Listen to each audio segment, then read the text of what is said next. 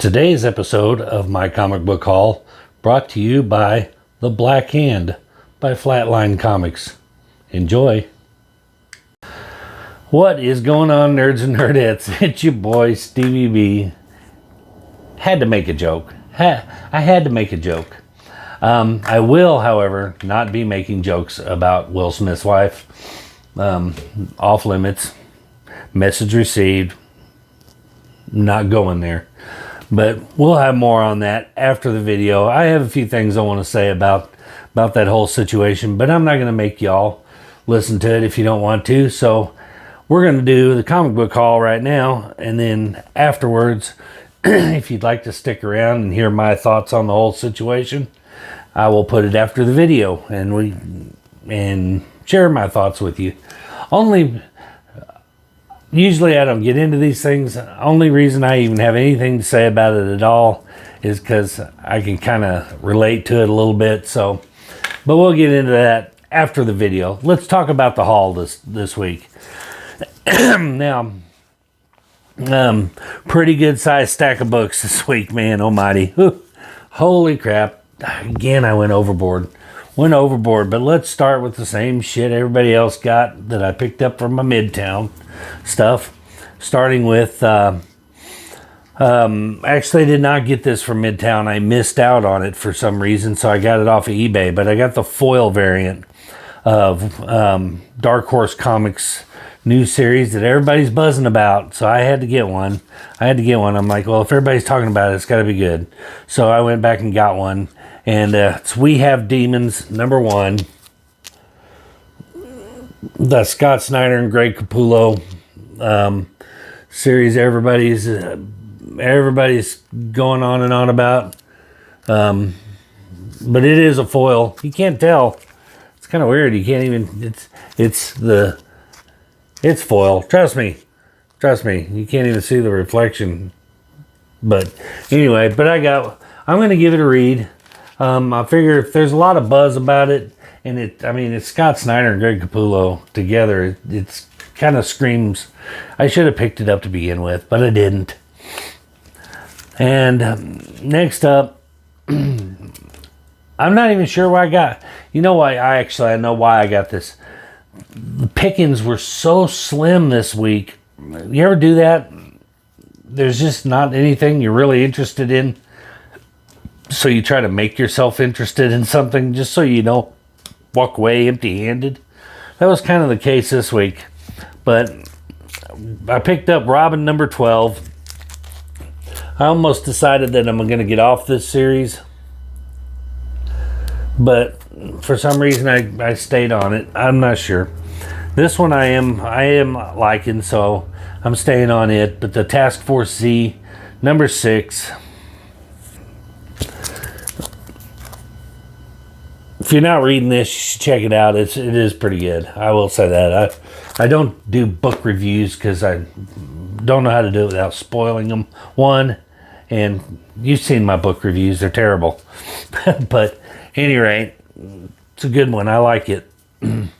Next up, we have Venom Lethal Protector #1. Of course I was going to get that. And at first I thought that was Johnny Desjardins on the cover, but it's not.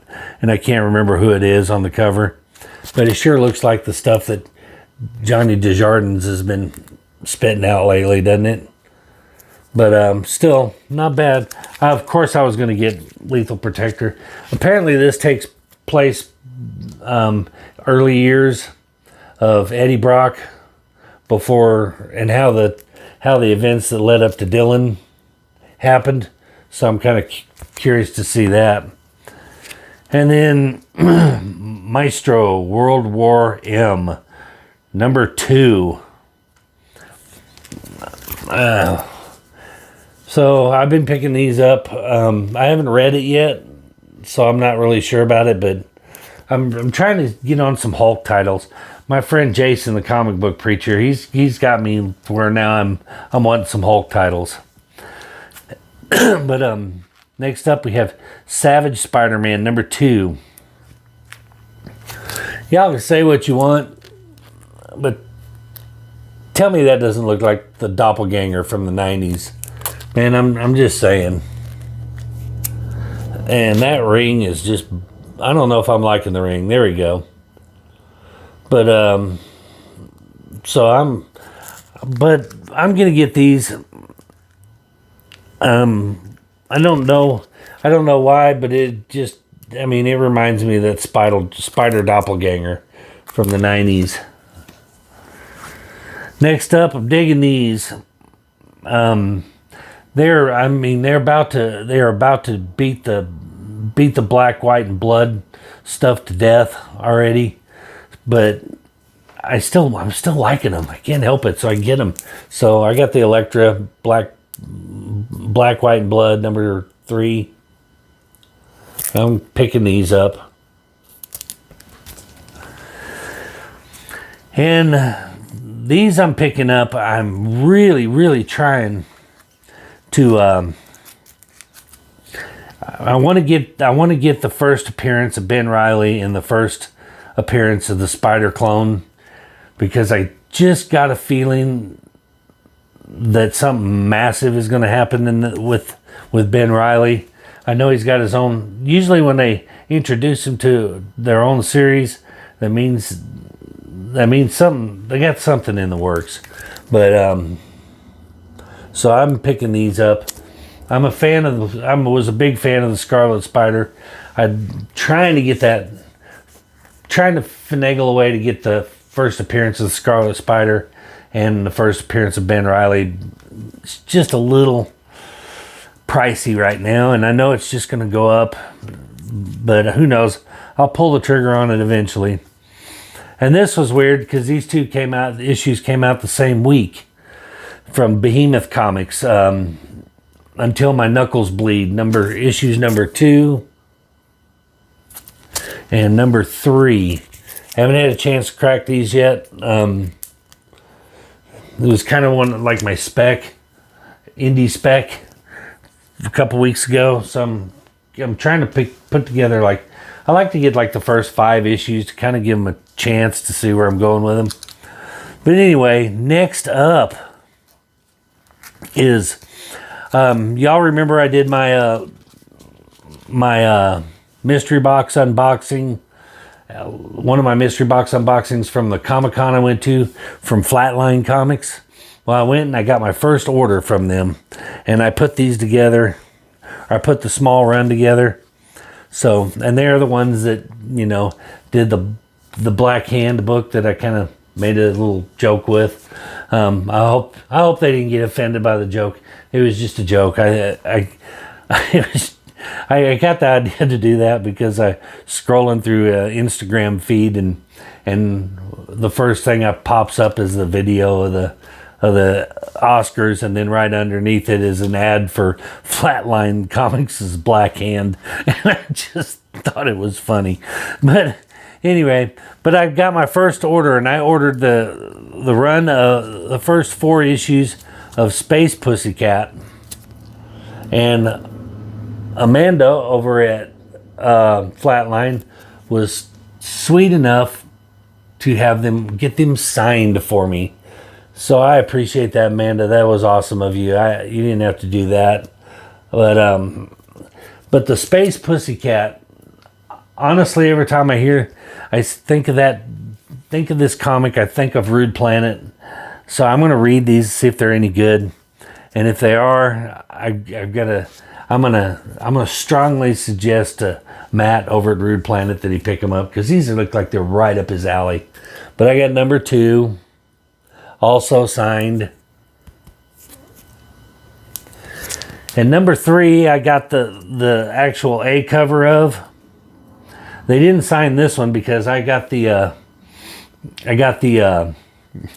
the limited edition one of, I think it was one of 50 or one of 50 or one of 20, can't remember. But it was already signed, so I already have a signed copy of this. But I'm actually excited to read this. For some reason, this intrigues the shit out of me. I don't know why. And then next up, number 4, also signed. So that was really cool of her to get those signed for me. I mean, Amanda and Kevin over at Flatline Comics, fantastic people. Go to flatlinecomics.com and check them out. Check out their books. Support some indie people. They write good horror and science fiction horror stuff. So if you're into that kind of stuff, flatlinecomics.com, go check them out. And I got a special announcement after this video coming up at the end of this stack, let's put it that way, involving Flatline Comics. So you're going to want to listen carefully for that. Next up, I'm excited for this book from Black Caravan because it sounds good, but the first issue hadn't come out. I guess it's delayed or something, so I haven't got it yet. But it's Black Caravan Playthings, and I went on their website and got the preview and read the preview. The preview is only about like a little 4 or 6 page little ash can. It's an ash can, but so far it's looking pretty interesting. So I'm happy for that. Speaking of Black Caravan Comics, while I was perusing Black Caravan, they had another book that interested me, and admittedly, they were a little pricey for it. So I went on eBay and kind of looked it up, and I got these for $4. So these are for me to read. I got like 3 variant copies. Actually, I got 4 variants of number 1. But one of them I think I'm gonna put in my next Whatnot auction. But it's Black Friday, and I got number 1, this variant. The bag needs to be changed out because that bag's hideous. But number 1, that variant, this one, and this one. I don't know what that reminds me of, but that art reminds me of something. What's that video game with that creature on the Oddworld? I think it's Oddworld, but it's kind of what that reminds me of. Then I got number 2, and I'm gonna read these, and if it's any good, I think I'm gonna pick these up. And number 3. So if you've read it, drop a comment in there and let me know if it's good or not. All right, now for the eBay haul. Holy crap! Boy, did I get some eBay stuff, and then a couple of bangers from that I traded for at the end here. But first, from eBay, I had to pick this up. Amazing Spider-Man, $3.94. This gorgeous cup, just some 90s foil goodness. It was just cheap. I bought it it was in a lot of, this seller had a bunch of books, and I just went shopping on his site, and they were really cheap, really reasonably priced, so I picked up a bunch of them from him. Then Invincible Iron Man number 166. I want to say this is the first appearance of Obadiah. Is it? I'm not sure. I really think you know what? I can't. You know what? I remembered something here. But this seller on there, he had some good books on there. Yeah, this is the first full appearance of Obadiah. Oops, I get the wrong one. Where'd it go? What's his name? Obadiah Stane. First appearance of Obadiah Stane. So I picked that up. No crib notes on the back. I usually do that. And was this foily? No, I didn't think so. And then this one, which I was excited to get because it is such an obscure character, and you think no way in hell will it ever appear anywhere but the comic book because it's such a ridiculous character. So I had to have it. New Teen Titans, number 16. The first appearance of Captain Carrot. So, you gotta love that. First appearance of Captain Carrot. Come on. I had to have it, right? And next up, since I didn't write none of this crap down. Okay, this wasn't... But I'm going back to my other phone to check out what these are. But this was just a really cool cover. Love the cover. But it's a Spectacular Spider-Man number 76. But you gotta love that. I can't remember. I don't know whose art that is. It's not Ramita, but it's oh, I can't remember whose artwork that is. I don't think it says it on there either.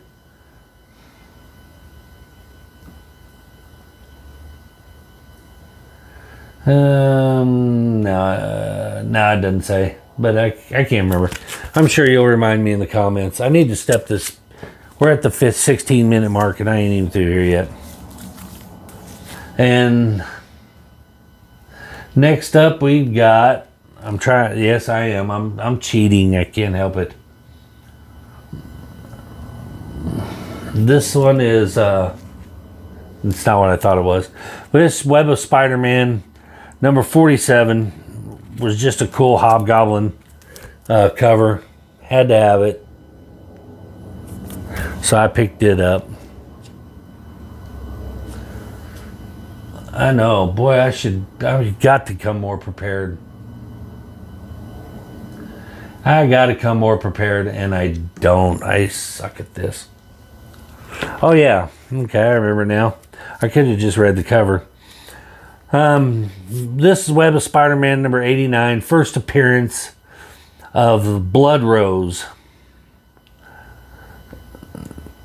And for some reason, I think I've seen this character mentioned here lately. So they may be trying to do something with it. So I picked up the first appearance, got it cheap. So why not, right? Next, I got Web of Spider-Man number 93. And this has got a guest appearance by Moon Knight, another Hobgoblin cover. Yeah, I rated this guy's store pretty hard. I ain't gonna lie. He had a bunch of stuff I just had to have. Next up, and I was a little disappointed, and this is all on me, not the seller. He posted pictures of this, clearly posted pictures of this, and I completely glazed over it. You know, when we look at pictures of comics, we tend to head right for the spine, right for the edges, the corners, and everything, and look at all that. And then we completely ignore the glaring, obvious defect staring you right in the face. Well, that was me. I missed the glaringly obvious defect staring me in the face. But it's Spectacular Spider-Man number 13, first appearance of the Razorback. Me living in Arkansas, of course I had to have the first appearance of Razorback. And there's a glaring defect right on the cover. See how long it takes you to spot it. Go ahead, pause the video. See if you spot it right away. Did you spot it? Yeah, that's right. There it is. Crossed out the 35 cent. And I don't know if that was supposed to be 20 bucks or 20 cents. Marked it down and they wrote on it with magic marker. But fear not, it's not an expensive book. I found a near mint copy and I'm ordering it too because I want it for my PC. So that one will probably go in the giveaway pile. Chalk it up as a bonehead move on my part. And this one, I just had to have it because of the holodisc. And it's not I mean, in the Mylar or in the plastic bag, it's going to be hard to see it, but it's got like a Scarlet Spider hologram on it. But it's a Web of Spider-Man 125. And you're not going to probably be able to see that hologram at all on camera. but you can tell. Trying to get it. Well, kind of. Yeah, there you go. But it reminded me of Batman Saga of the Dark Knight trading cards by Skybox back in the 90s. The insert chase was the Sky disc, and it was a hologram of disc of Batman on it, and it was just the coolest thing for its time back then. So it kind of reminded me of the holo disc or the Sky disc. Same exact technology, but you know, not as well done as they did in the cards, it seems like. All right, next up. These books might look a little familiar to you if you watched my last unboxing video that featured Mr. Ryan Boone opening his Warlord box. Well, me and Mr. Ryan Boone did a little trade, and I'm not going to tell you what I'll traded him for, but if you look on my wall back there, it used to be on my wall and now it's not. Let's see how well you pay attention. Light me up in the comments, see if you can guess which book is missing. But I traded him, and he gave me this book, Batman the Dark Knight Returns, book 2, The Dark Knight Triumphant, the Frank Miller. It is a first appearance of Carrie Kelly as Robin.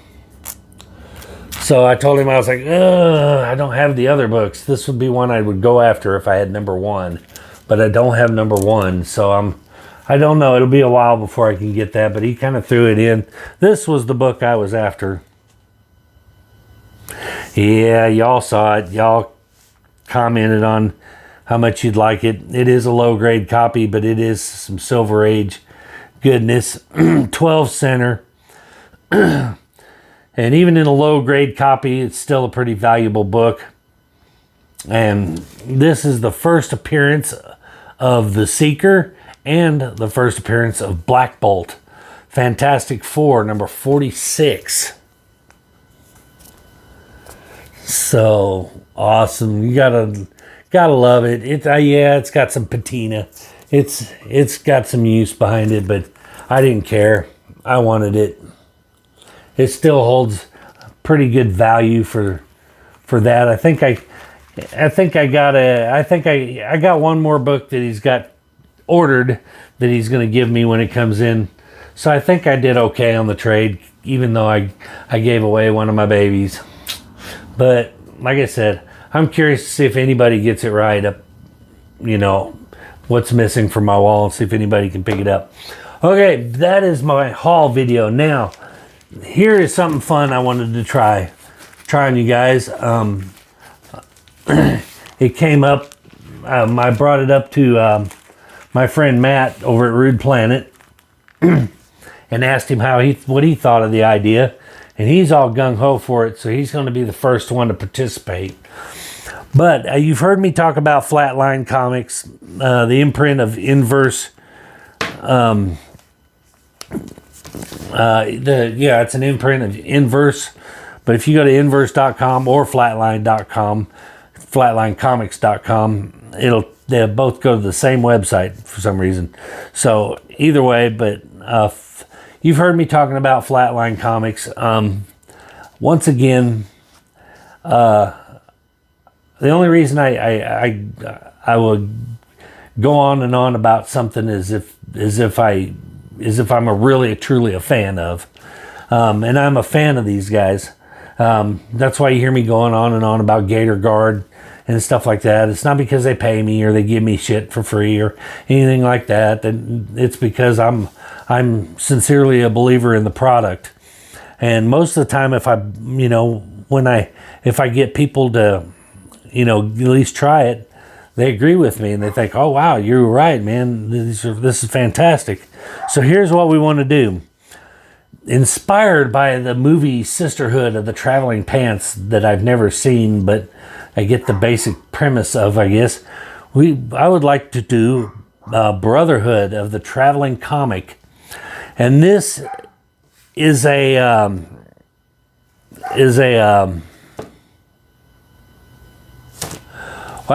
it's not a trade paperback. help me out here. A graphic novel. Excuse me. God, I couldn't spit it out. This is a little graphic novel from Inverse, or like I said, or Flatline Comics, called. I call it antithesis, but antithesis is how most people pronounce it. I guess antithesis, and it is written by Erica Heflin with art by Fabian Kobos. This is a interesting book. I read it, and it's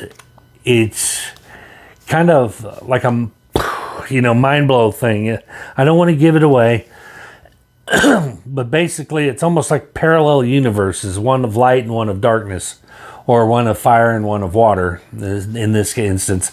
But I'm not going to do a review on it because I want people to do this blind. But what I want to do is I'm going to send this book out into the wild. That's right. I'm going to send it out into the wild with some literature on it. Probably, a website for Flatline Comics and Instagram and all their socials and everything. And I'm going to pass it out into the wild. As I said, it's going to go to Matt over at Rude Planet first. What I would like to see people do is read the book. If you have a YouTube channel, do a little review on it. If you don't have a YouTube channel, or you'd rather not do a YouTube video on it, I understand. But go on Instagram, leave a little quick review, thumbs up, thumbs down, let people know what you think of it.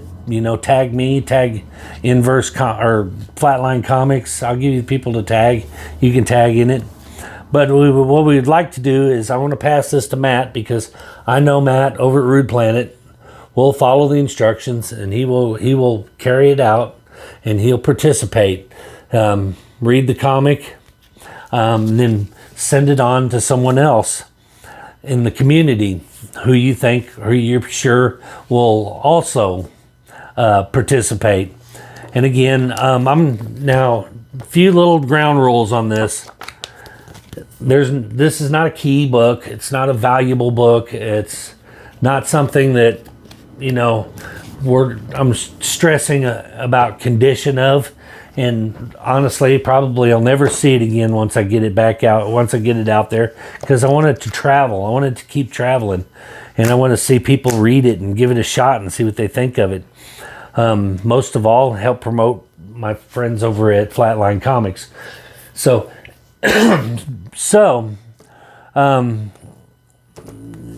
let me know in the comments if it's something you'd be interested in, and if I see your name on there and you'd love to participate in this, we'll put your name on a list, and I'll pass this list around of potential participants, and if they'd like to pick from the list, they can. We're gonna make this as easy as you can. Now, back to condition and everything about this. I don't expect people to ship this priority $10.50 to ship this on. Ship it as cheaply as you can, if you want to. Media mail is kind of a no-no, but if you can get away with it, because this isn't media. Well, actually, technically, you could call this media. It does fall under the category of media because it does not have adverts in it. There are no advertisings in this. So you could actually ship this legally, media mail, if you want to. That being said, we don't want it to get beat to hell. We don't want it folded in half or whatever. So, try to protect it a little bit, but nobody's asking anybody to incur a shit ton of shipping costs on this, but it'll be shipped out with some instructions and and some information and stuff, and maybe a little bonus comic as a thank you for participating. But this is going to go out to Rude Planet first. So if you'd like to participate again, leave your information in the comments below, or let me know in the comments below, and I'll get with, and I'll take your name down and whatever. But that is going to do it for my haul video and my little announcement. So if you want to end the video here before I go on my little rant about the Oscars, then I totally understand. Not everybody cares. Frankly, I really wouldn't care that much either if it didn't kind of hit kind of close to home for me. So that being said, if you leave now, I appreciate you. Hope you like and subscribe on the way out. But that being said, I'm going to move on and we're going to get on with this subject. So, at the Oscars last night, I'm sure everyone has seen it. Chris Rock makes an off-color joke about Jada Pinkett Smith's bald head by saying, "Looking forward to seeing you in G.I. Jane 2. And long story short, Will Smith takes exception to it, walks up on the stage and just slaps the shit out of him, and then walks back, sits back down, and can be heard yelling at the top of his lungs, "Keep my wife's name out your effing mouth." And he said it twice, to which Chris Rock replied, "I will, okay." You know, man, the media has put a political spin on this when, and they've taken it to a whole new level and divided it into left and right. It's not about left and right. It's about two dudes that got into it. Let's not overcomplicate the whole thing. Now, I'm going to go on record as saying that I do not condone what Will Smith did to Chris Rock. Frankly, I am a huge fan of both of them. Fresh Prince, you've heard me say it before, Fresh Prince of Bel-Air, my favorite show of all time, ever. Will Smith, one of my favorite actors ever. Will he drop down as the list as one of my favorites? Absolutely not. Will Chris Rock drop down as one of my favorite comedians of all time?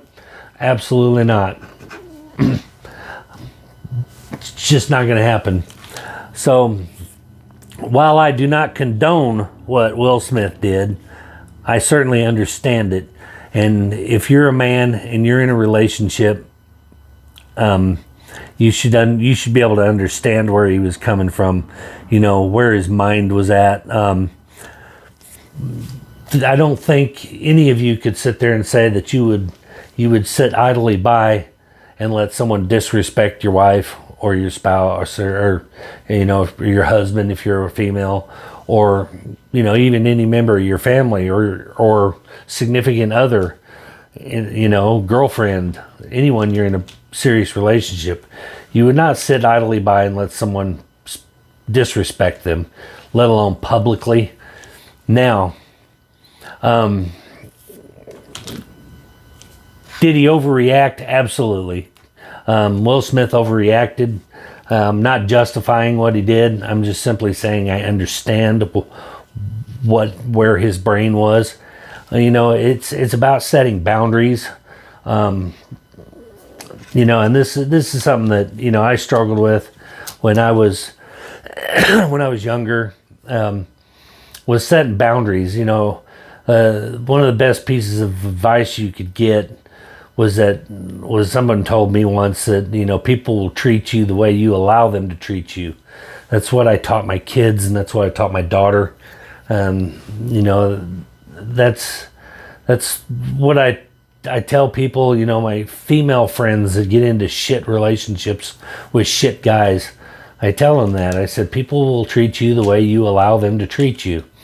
So you got to set boundaries. You know, you got to let someone know. You got to establish a precedence and say, this is unacceptable. I'm not going to tolerate that.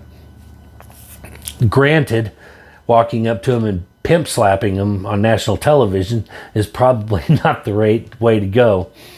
But you still have to set a boundary. I guarantee you no one will make a joke about Jada Pinkett Smith's hair ever again, or her, period. He set a boundary, albeit a little overkill. I think the appropriate response to that would have probably been to catch him backstage and go, hey, look, man, My wife's dealing with alopecia, and she's sensitive about the hair loss thing, and I'd appreciate it if you lay off the jokes about it. And I am sure, had that have been done, Chris Rock would have almost certainly have said, "Oh man, hey, I didn't mean any disrespect." He may not have even known she was dealing with alopecia. He may have just thought she was making a fashion statement, shaved her head, and was making a bald joke. He may not have known about the alopecia. But even if he did, I'm sure he would have said, "Hey man, I didn't mean to step over any boundaries, and I apologize to Jada, to you, and everything." And probably would have took Twitter or whatever, Instagram, and made a public apology and said, "Hey man, I offended him, and it was not my intention to offend him. I was just making a joke, and I apologize," and everything would have been cool. So, start there, okay, and then if that doesn't work, then maybe you pop somebody upside the head. But the fact of the matter is that Will is trying to set a precedent. You're not going to disrespect my wife, and that was the message he meant to send. He did it. He did it in the wrong way. Clearly, he did it the wrong way, but he did it anyway. Once again, people are getting online, and I read these tweets or these comments about, "Oh, she can sleep with another dude and he doesn't beat the dude up for that, but Chris Rock makes a bald joke and he slaps shit out." Okay, first of all, number one, her extramarital affairs have absolutely nothing to do with this situation that happened here, and they worked that out between them privately, and that's their business. Number two, having a consensual sexual relationship with someone is not their fault. I mean, it's, if they would have sexually assaulted his wife, I'm sure he would have reacted accordingly, but they didn't. She was a willing participant, so maybe that's why he didn't feel the need to, go beat them up. So they were split up at the time, from what I understand anyway, but that's neither here nor there. That's their personal business. Has absolutely no bearing on this whole Academy Awards slapping incident. So y'all just need to quit with that. But the media is going to spin it, and they're going to make it political, make it a left thing or a right thing, and saying the left is all defending Will Smith and the right's all defending Chris Rock. And it's nothing political about it. It has absolutely nothing to do with politics. So y'all need to stop with that too. It was one dude who pissed another dude off, and he overreacted and slapped him. Now they're talking about yanking Will Smith's Academy Award for it. And as big a fan as I am of Will Smith, here's where I talk about boundaries and you set a precedence. If the Academy's rules state any acts of violence will result in X, then the rules are there. He went up, if the rule says you hit somebody, you lose your award, he hit somebody, he should lose his award. And not a popular decision. Again, I'm a huge fan of Will Smith, but you can't hold one person to a different standard than another. If you say these are the rules, cross this line, and this is what happens, and you don't back it up, then the rules don't mean anything. Then the next person that walks up on stage and smacks shit out of somebody is going to go, "You didn't do nothing to him." So, whatever the Academy decides the rules are, or wherever they set the rules at, follow them. Do what you got to do. But, and it sucks. It's a sucky situation, and I think Will Smith could have handled it better. But as I said, I don't agree with what he did. I understand it, because let's face it, if you know, if you're within arm's reach of me and you disrespect my wife or my girlfriend, as it would be, you disrespect Amy, my knee-jerk reaction is liable to be to knock the shit out of you. You know, it's the men are protective by nature, so he had time to get out of his seat and walk all the way across the stage and think about it before he got up there. So it wasn't a knee jerk. He made up his mind he's going to go up there and smack shit out of him. So, but I'm just saying, I take my friends and my family very seriously. And it's about boundaries. And, you know, I've crossed a few boundaries in my time.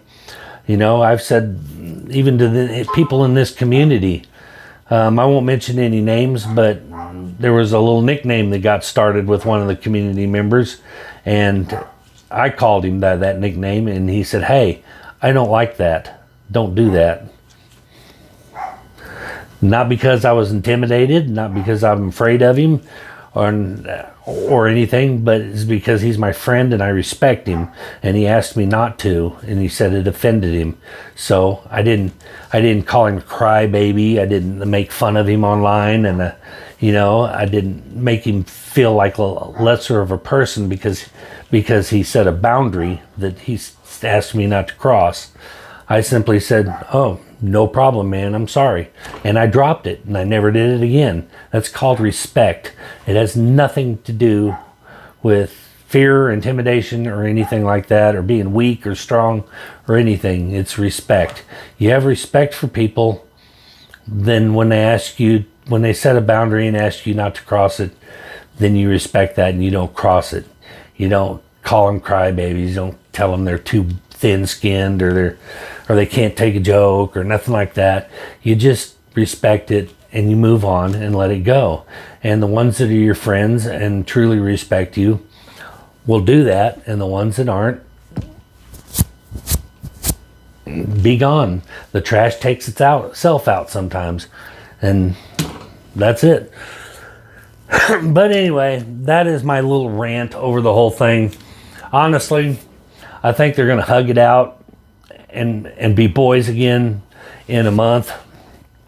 Probably be some public apologies on Twitter and on some news feeds from Will Smith. He probably is going to realize that probably wasn't the correct way to respond to that. He could have handled it better.